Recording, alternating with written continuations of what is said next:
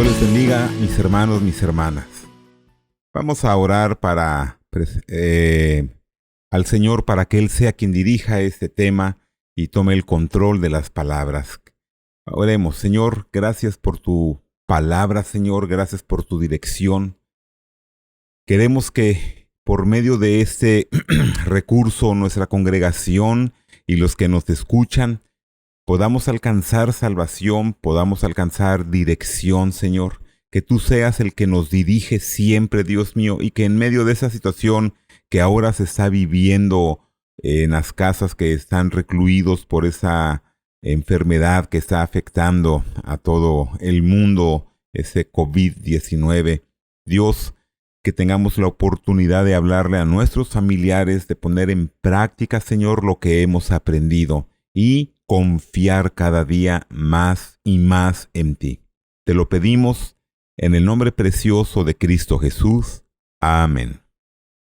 Vamos a abrir nuestras Biblias en el libro de Lucas, capítulo 14, de los versículos 26 al 35. El tema del sermón se llama Discípulos de Cristo. Y leamos la escritura, lo que dice. Lucas 14, del 26 al 35. Jesús nos dice: si alguno viene a mí y no aborrece a su padre y madre y mujer e hijos, y hermanos y hermanas, y aún también su propia vida, no puede ser mi discípulo. Y el que no lleva su cruz y viene en pos de mí, no puede ser mi discípulo.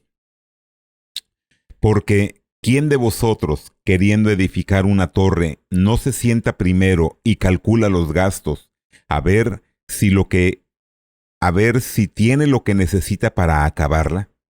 No sea que después que haya puesto el cimiento y no pueda acabarla, todos los que lo vean comiencen a hacer burla de él, diciendo: este hombre comenzó a edificar y no pudo acabar. ¿O qué rey, al marchar a la guerra contra otro rey, no se sienta primero y considera si puede hacer frente con 10,000 al que viene contra él con 20,000? Y si no puede, cuando el otro está todavía lejos, le envía una embajada y le pide condiciones de paz.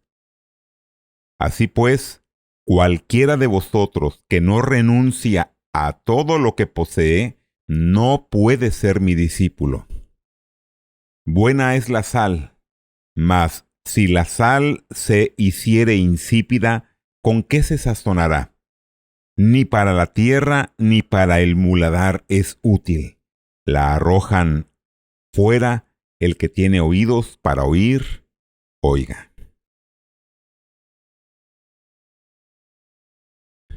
Son diversos y muy hermosos los títulos que el Nuevo Testamento da a los cristianos. Les da el título de redimidos, creyentes, hijos de Dios, hijos de luz, santos de Dios. Y casi todos estos nombres los usamos hoy en día. Pero hay uno que sobresale en los evangelios y en los hechos de los apóstoles precisamente, que sin embargo apenas lo aplicamos hoy en día a nosotros los creyentes. El título es discípulos. Parece que nos gustan más los otros títulos, pero esto es lo que es y lo que debemos ser los cristianos. Discípulos, o sea, uno que aprende, que recibe lecciones, que adelanta en conocimientos y habilidad. Notemos quiénes eran los discípulos en el Nuevo Testamento. No eran solo los 12 discípulos, como también se les llama y se les conoce a los apóstoles. El título, discípulo, lo vemos aplicado a todo el pueblo cristiano. Vamos a ver qué dice Hechos, capítulo 6, versículo 1, 2 y el 7.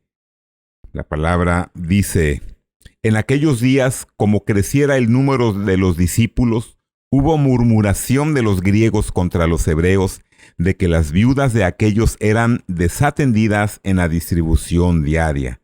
En el verso 2, Entonces los 12 convocaron a la multitud de los discípulos y dijeron, voy a brincarme al verso 7, y crecía la palabra del Señor, y el número de los discípulos se multiplicaba grandemente en Jerusalén.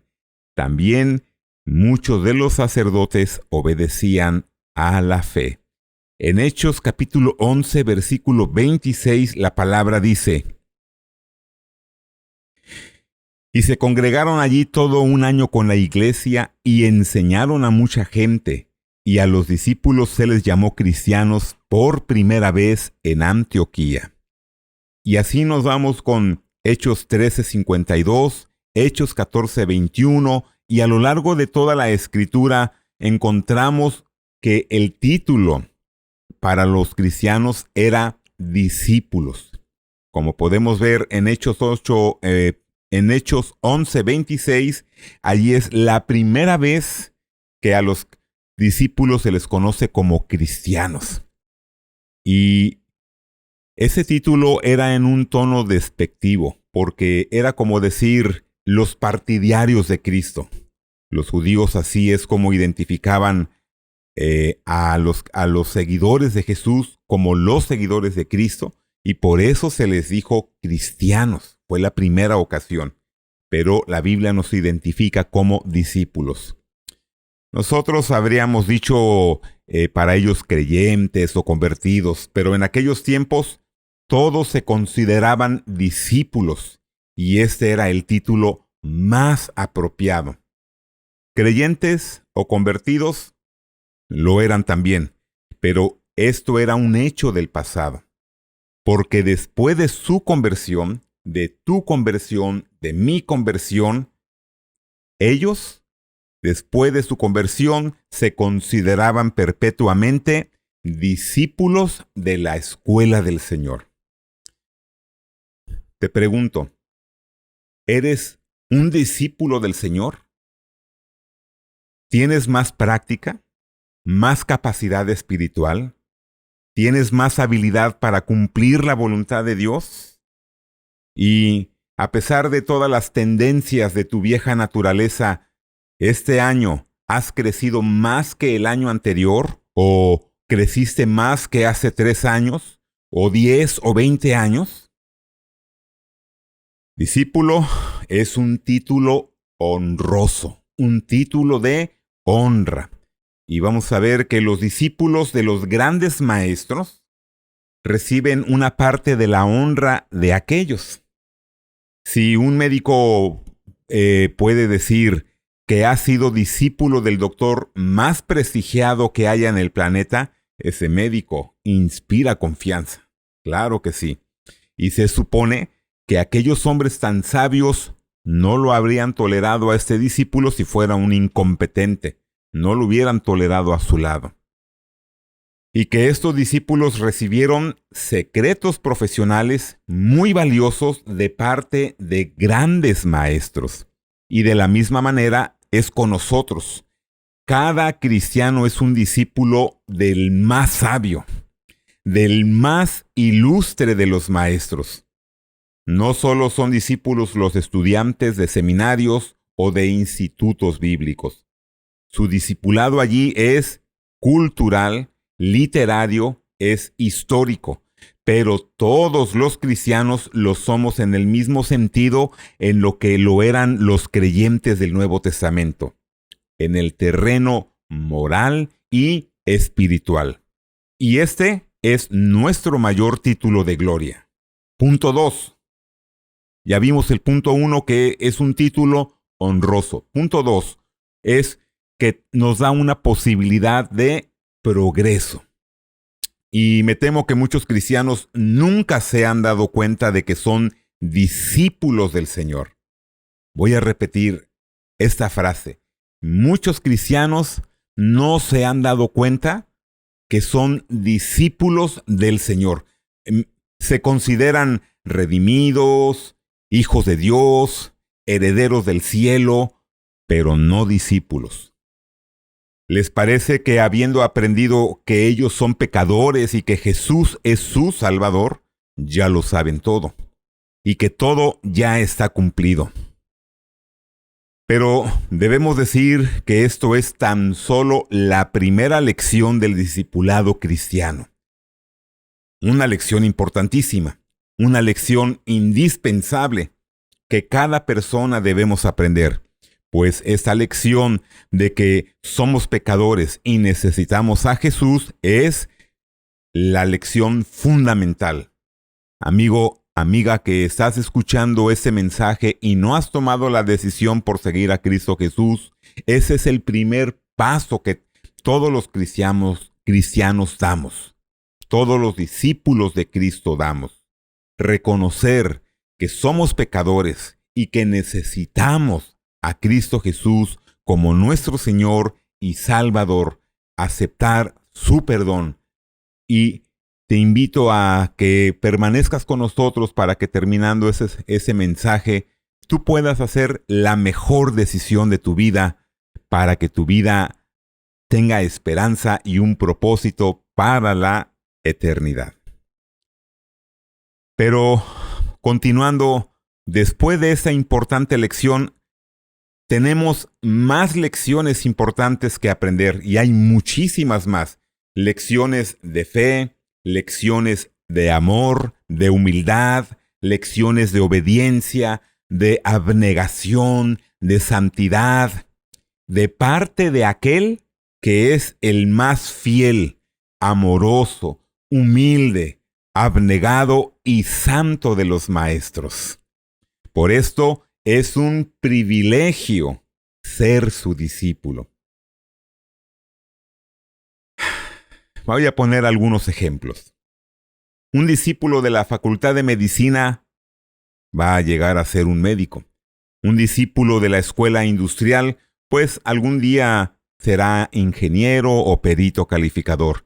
Un discípulo del conservatorio de música terminará seguramente por ser un músico o un buen cantante. Pero un discípulo de Cristo será un santo. Por lejos de que ahora lo estemos de serlo, un discípulo de Cristo terminará siendo un santo. Y sabemos que santo en las Escrituras significa apartado para Dios. Ese es el significado de la palabra santo en las Escrituras, apartado para Dios. Desgraciadamente, muchos están muy lejos de esta semejante realización, mis hermanos, pero tienen el deseo, el propósito, la aspiración que los mundanos no tienen ni sienten.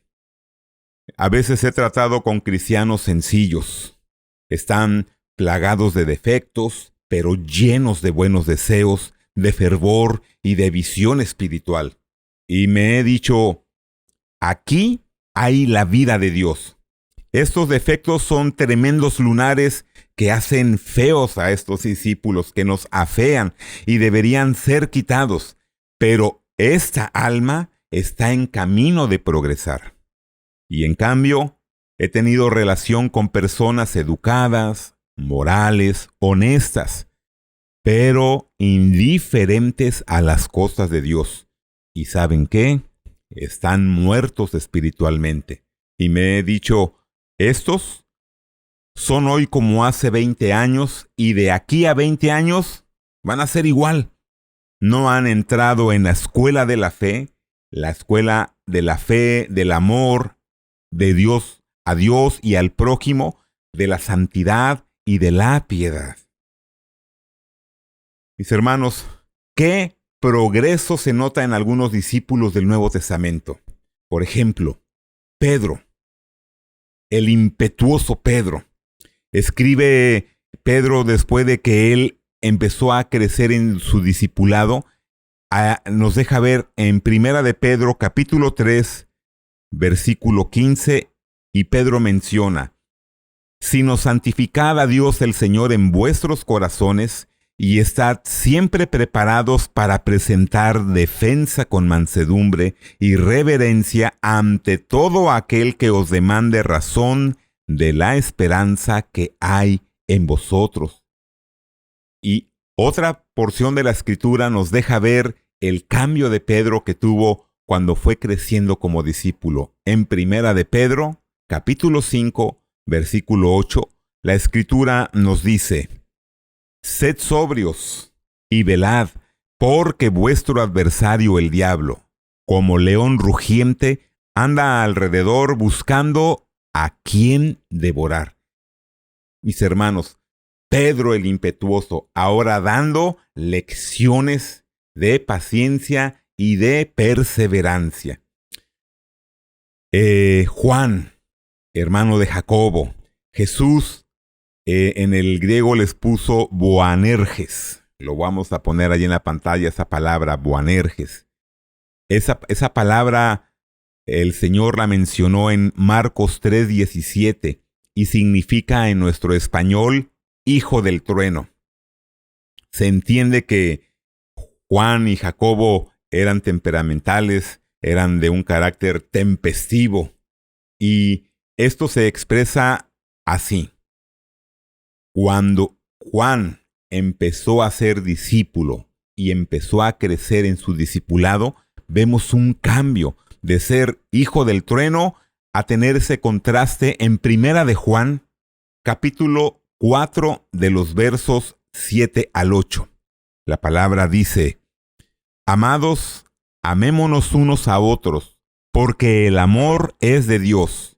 Todo aquel que ama a Dios es nacido de Dios y conoce a Dios. El que no ama no ha conocido a Dios, porque Dios es amor.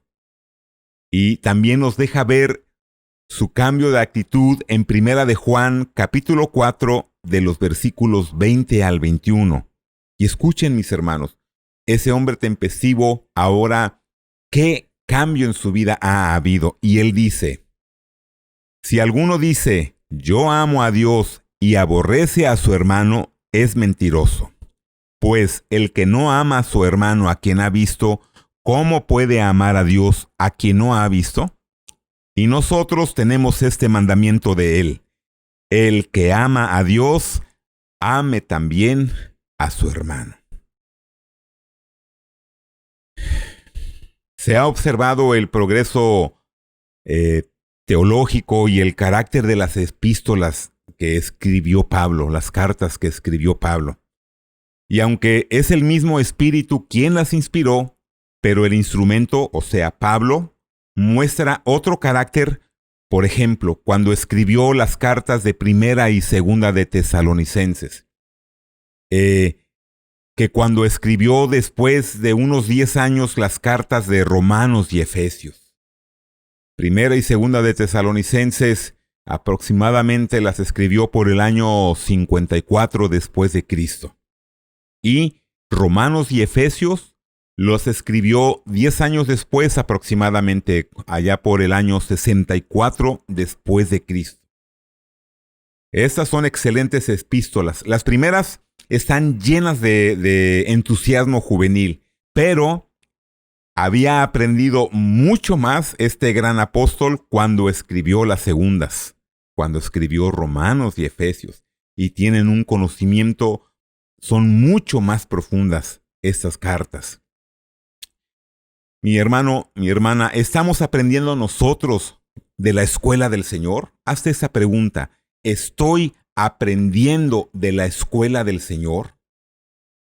Las mismas caídas pueden ser beneficiosas y de gran lección para nosotros, como ocurre en los niños cuando se caen. Muchos cristianos han aprendido y mejorado mucho cuando han caído. Con cada caída han ido aprendiendo. Y asimismo, son de grandes lecciones los contratiempos, las dificultades, los desengaños.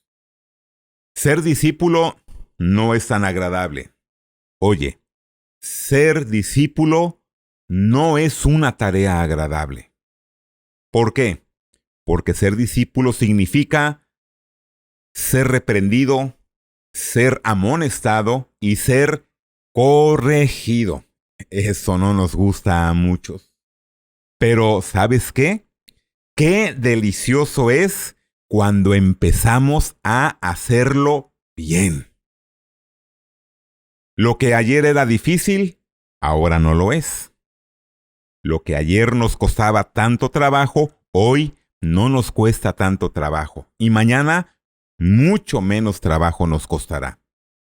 Por ejemplo, en la vida secular, cuando aprendemos o los que han aprendido a manejar bicicleta, qué inseguridad tener que ponerse sobre de ese vehículo y guardar el equilibrio. Los que son músicos, cuando han empezado a tocar algún instrumento, por ejemplo la guitarra, los callos, la fuerza, la coordinación, igual que el piano, poner las dos manos, los músculos tienen que fortalecerse. Los que han empezado por el gusto de las matemáticas, qué dolor de cabeza. Pero cuando les gusta y les atrae esa materia, esa asignatura, después disfrutan, aunque usted no lo crea, las matemáticas. El dibujo, ensayo y error, ensayo y error. Y así nos pasamos la vida con ensayo y error. Y empezamos a mejorar en lo que nos hemos propuesto. Si en lo secular hacemos esto para mejorar, así lo debemos hacer en la vida espiritual. Así es en la vida espiritual. Y mi hermano, lo que ayer era imposible, hoy no lo es tanto. Y sabes, si lo seguimos practicando, mañana va a ser menos difícil. Perdonar.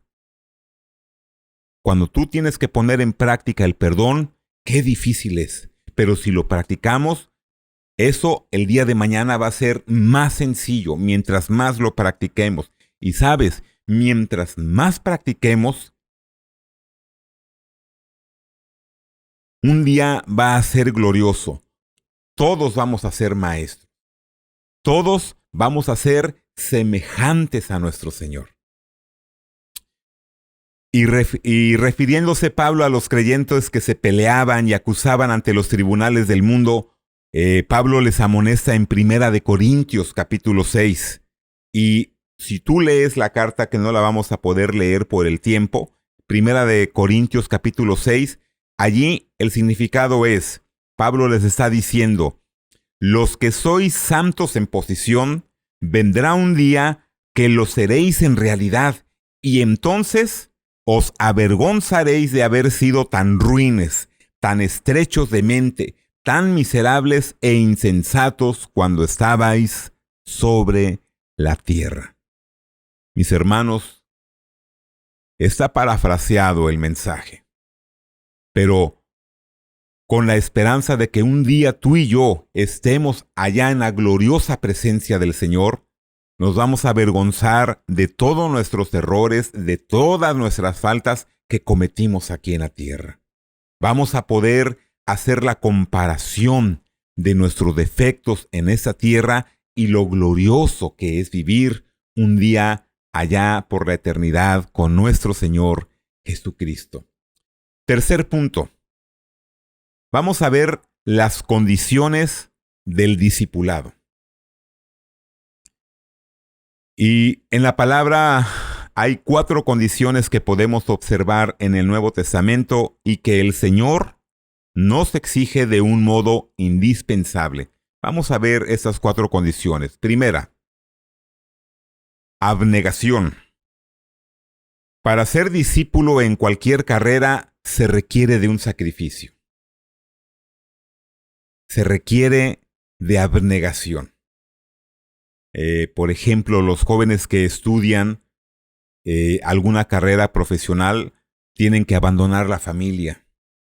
Y al abandonar la familia, están abandonando la protección de la misma, los cariños, los mimos, las comodidades, todas esas cosas buenas que encontramos en el hogar. Pero lo hacen porque están pensando en su porvenir. Y la verdad, vale la pena sacrificarse por un poco de tiempo y asegurar el futuro. Todos pensamos así, y eso es bueno. Pero así es con el discípulo de Cristo. Si, como estudiantes en la vida secular, hacemos un balance de qué conviene sacrificar para alcanzar un propósito, nosotros como discípulos de Cristo tenemos que hacer lo mismo. Cristo nos dice, el que no aborrece a padre, a madre, a hijos, no puede ser mi discípulo. Y esto es un hebraísmo que podría ser mal interpretado. En el hebreo, esa expresión, si la usamos tal cual en el español que nosotros hablamos y en nuestra cultura, se puede malinterpretar. Pero Dios nos manda amar a nuestros padres y Cristo dio un ejemplo de ello mientras estuvo con nosotros, con su madre, allí en la cruz. Y en el Nuevo Testamento nos ordena amar a nuestras esposas. Eso lo podemos constatar y no lo vamos a leer en Efesios capítulo 5, de los versículos 25 al 33.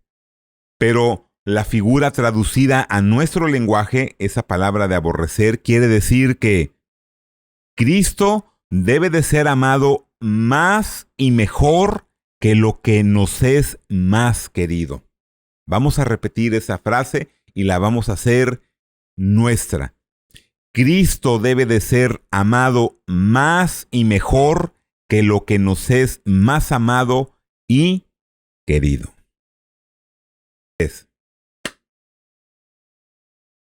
Vamos a ver una anécdota, y está muy interesante esta anécdota. Yo no sé pronunciar muy bien el inglés, pero hay un hombre en la antigüedad que se llamaba George Wagner, y le hicieron una prueba a este hombre. Voy a leerlo, y lo voy a poner en la pantalla para que podamos leerlo juntos. Dice así esa historia. La historia de los anabaptistas europeos del siglo XVI contiene este conmovedor incidente. El predicador Wagner, condenado a muerte por la Inquisición de Viena, fue objeto de toda clase de esfuerzos para hacerle apostatar de su fe evangélica. La prueba final consistió que cuando se dirigiera a la hoguera, iban a hacer salir a su paso a su esposa y a sus 7 hijos, quienes echándose sobre su cuello y abrazándole, y abrazándose a sus brazos y a sus rodillas, le rogaron de todas las maneras que negase sus convicciones religiosas y salvase su vida por amor a ellos.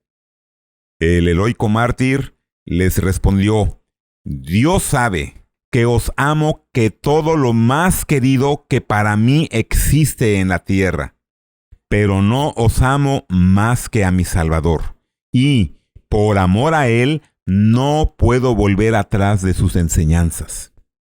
Que Él os bendiga hasta que podamos reunirnos en el cielo.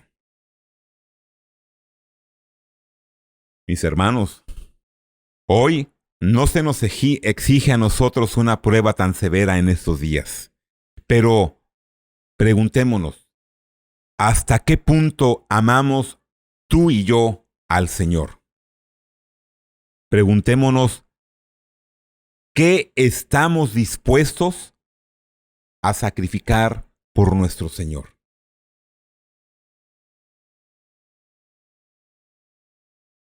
Las condiciones del discipulado.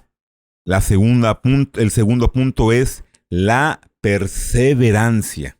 Vamos a ver qué dice Juan capítulo 8, versículos 31. La palabra dice: Dijo entonces Jesús a los judíos que habían creído en él: Si vosotros permaneciereis en mi palabra, seréis verdaderamente mis discípulos.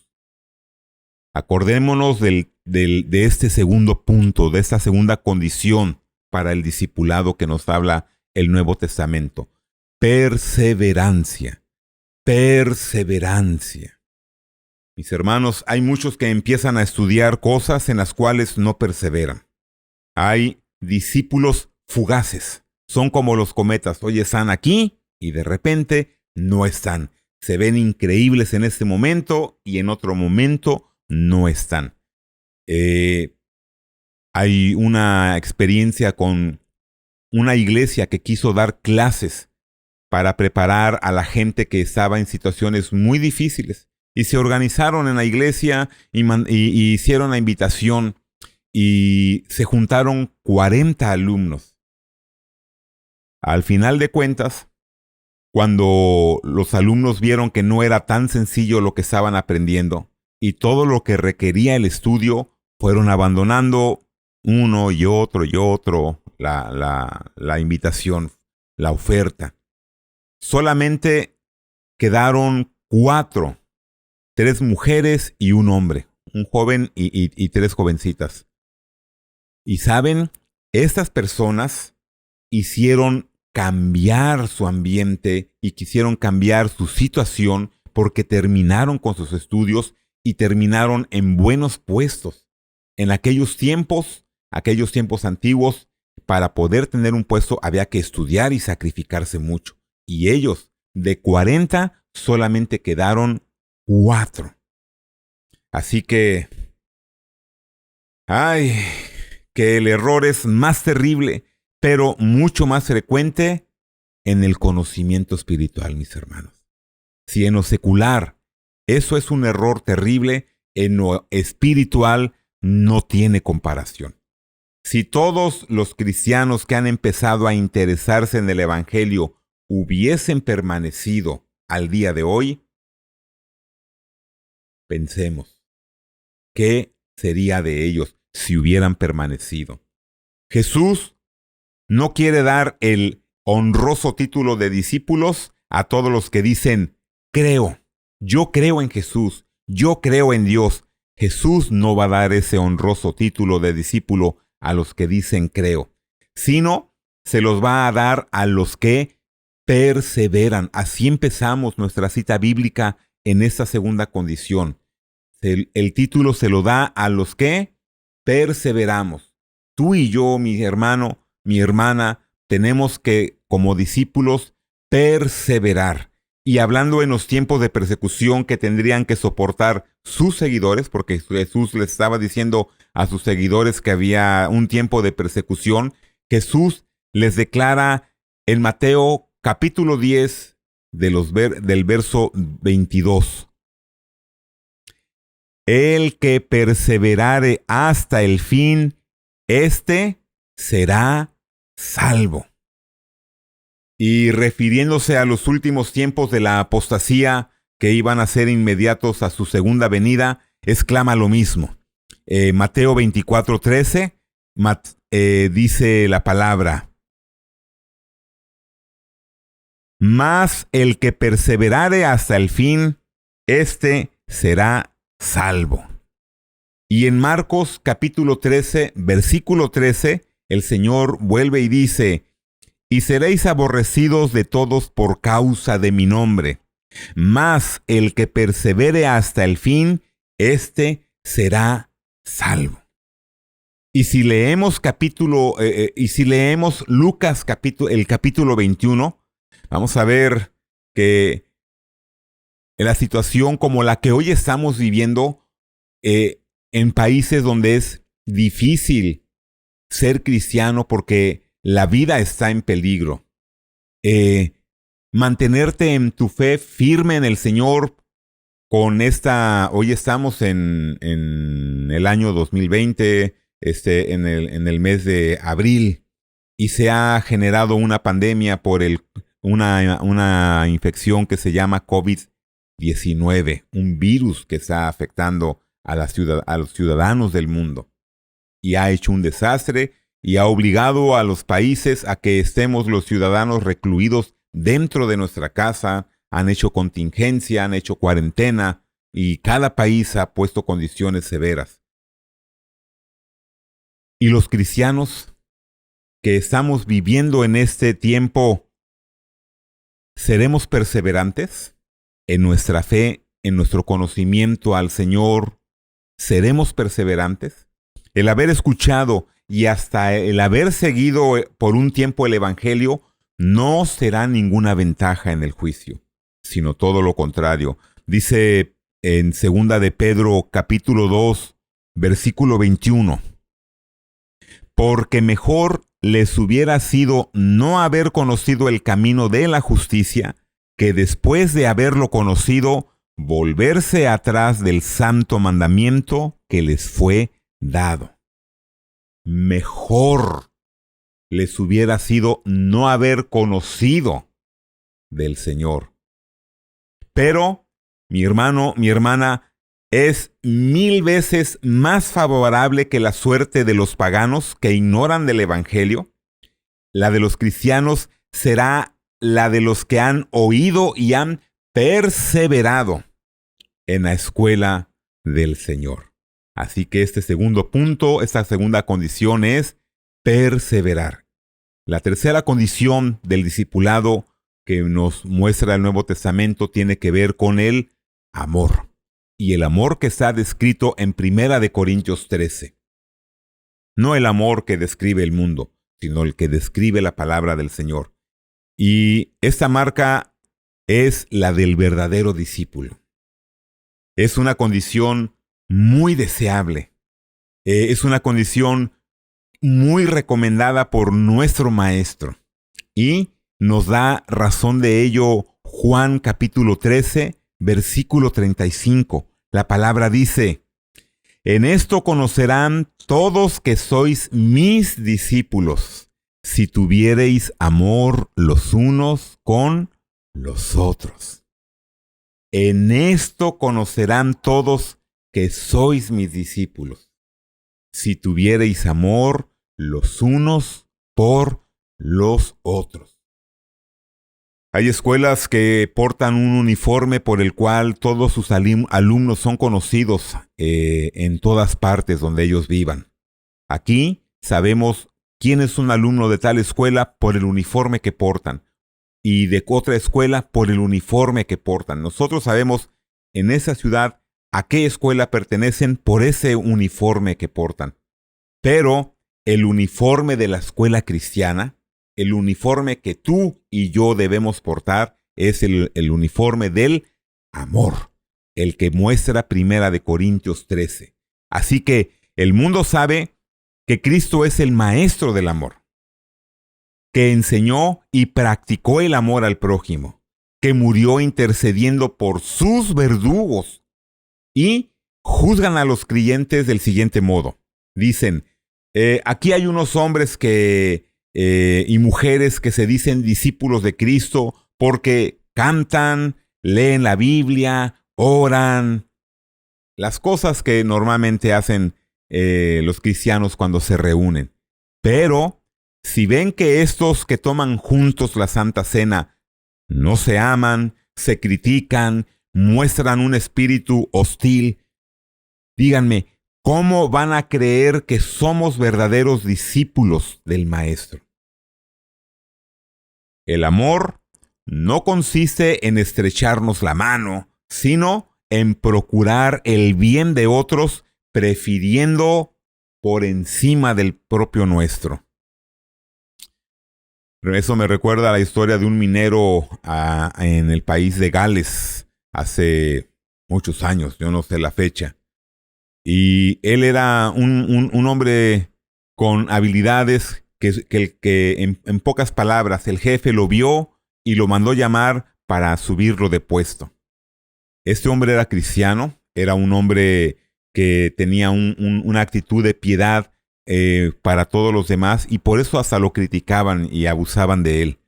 Pero cuando lo mandaron llamar para aumentarle el salario y el puesto, él dijo, jefe, y lo cual el jefe se sorprendió, le dijo, mire, le agradezco la oferta, pero mi compañero, él es un buen cristiano. Él tiene necesidad, tiene una esposa, tiene 9 hijos, y tiene más antigüedad que yo y experiencia en lo que yo voy a hacer. Así que, sin ofenderle, póngalo a él en mi lugar, porque yo nada más tengo mi esposa y no tengo hijos, y no tengo que pagar renta, y él tiene muchos compromisos. El jefe se sorprendió del corazón de esta persona. Y sí puso al otro en el lugar que le habían dicho. pero a este empleado lo valoró y lo puso en otro puesto de cargo, porque él no estaba viendo solamente por sus propios intereses. Así que, mis hermanos, el verdadero amor es gozarse en hacer el bien a otros. El verdadero amor es gozarse en hacer el bien a otros, aun cuando nosotros no participemos de ello. La tendencia de la carne en tales situaciones es la envidia, pero el Espíritu de Dios nos invita a hacer lo contrario. En lugar de envidiar, es gozarnos por el bien de los otros. Hay un hombre que se llama Charles Spurgeon y él dijo esto. Lo vamos a poner en la pantalla para que lo puedan leer conmigo. Él dijo esto: si eres un cristiano pobre en bienes materiales, debes alegrarte de que otros cristianos tengan más. Lo malgastan, son siervos como tú, y al Señor tendrán que dar cuenta. Si estás enfermo, da gracias a Dios de que otros cristianos gozan de buena salud y pueden hacer lo que tú no puedes. Ora por ellos. Si otro predica mejor que tú, da gracias a Dios de que su obra cuenta con un servidor tan bien dotado. Así que mi hermano, mi hermana, tenemos que gozarnos por el bien de los otros, por encima del nuestro propio, por amor. Y esta actitud del corazón es ciertamente uno de los aspectos más difíciles de la santidad. Pero es la que más honra nuestro discipulado, tu discipulado, mi discipulado. Vamos a ver la cuarta condición que el Nuevo Testamento nos exige para el discipulado: tener una actividad fructífera. Esa condición honra a nuestro discipulado y honra a nuestro maestro, que es el que nos está enseñando. Es la que hallamos recomendada en el libro de Juan, capítulo 15, versículo 8. La palabra dice: en esto es glorificado mi Padre, en que llevéis mucho fruto y seáis así mis discípulos.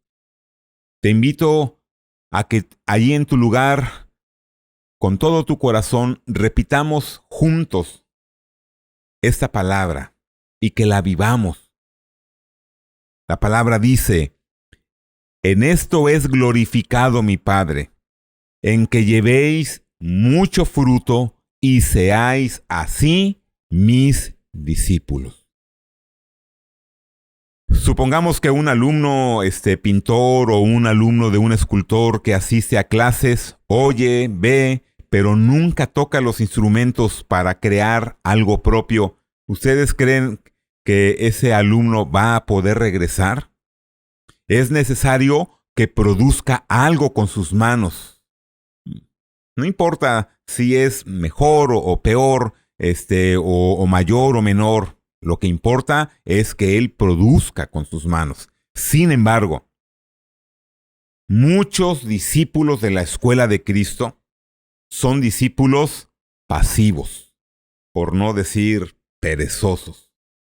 Asisten a los cultos, oyen la palabra de Dios y se limitan a decir: me ha gustado el predicador, ha compartido temas excelentes.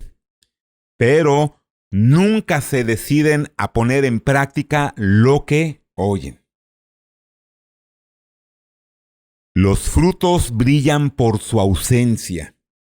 No adelantan en fe, no adelantan en amor, ni en paciencia, y ninguna alma es traída a Cristo por el testimonio de ellos. Y se excusan alegando que no saben o que no tienen oportunidad, pero Cristo dice: en esto es glorificado mi Padre, en que llevéis mucho fruto. Así que es bueno que glorifiquemos a Dios con nuestros labios, cantando, alabando, con nuestras oraciones. Pero lo que más le glorifica a Dios son los frutos prácticos. Es con lo que más nosotros glorificamos a Dios. Por ejemplo, en trabajo, en testimonio y en ofrendas. Esto honra al que nos ha llamado a ser discípulos, trayendo a los pies de Cristo a los inconversos. Y bueno, mis hermanos, vamos a ver que nosotros nos habilitamos para la eternidad como cuarto punto. Todo discípulo en las artes humanas lo hace con un ideal, y lo hace con el ideal de capacitarse para un servicio de muchos años en la tierra.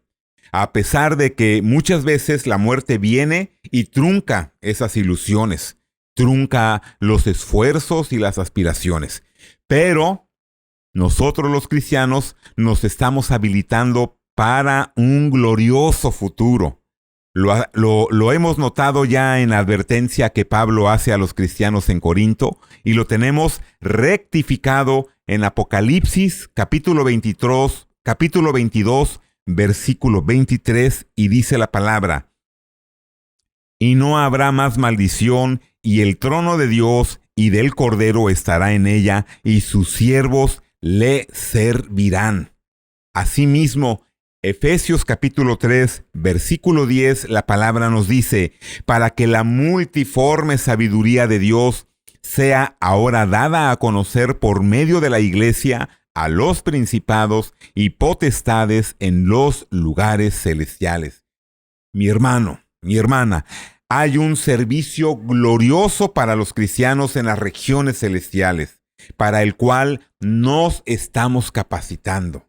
Todo lo que hagamos en esa tierra, todo lo que nosotros obedezcamos al Señor y lo pongamos en práctica, se acabará nuestro cuerpo, se acabará nuestra vida, dejaremos de respirar en esta tierra. Pero nuestra recompensa es por la eternidad. Tenemos un futuro glorioso. Tú y yo tenemos esperanza. Esa es la gran diferencia que hay. El doctor Soler, que escribió el libro El Cielo, él supone que llevaremos con nosotros todo lo que hemos aprendido en esta tierra. Él supone eso. Y algunas cosas, pues yo pienso que no nos serían útiles, porque las condiciones de la vida allá van a ser diferentes.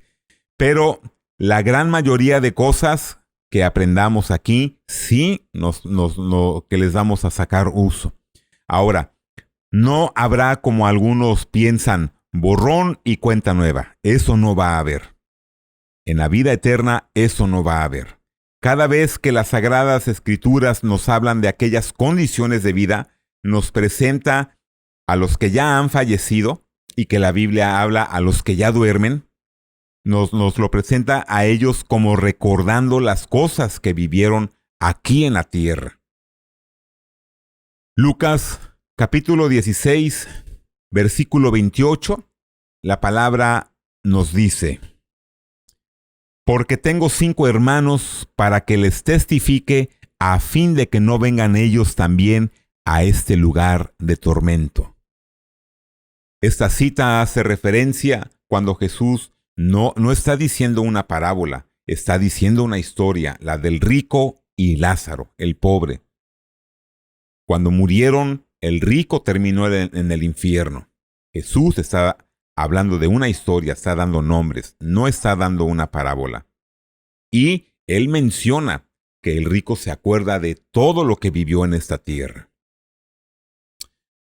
Y en Apocalipsis capítulo 6, del versículo 10, la palabra dice: y clamaban a gran voz diciendo: ¿hasta cuándo, Señor, santo y verdadero, no juzgas y vengas nuestra muerte y vengas nuestra sangre en los que moran en la tierra? Mis hermanos, podemos ver que la palabra dice que nos vamos a acordar de todo lo que hagamos en esta tierra. Vamos a tener memoria de lo que hagamos en esta tierra. Por eso, en el principio del sermón, te decía que en aquel tiempo nos vamos a lamentar y a dar de topes por todas las cosas equivocadas que hicimos y que estamos conscientes que no debimos haber hecho.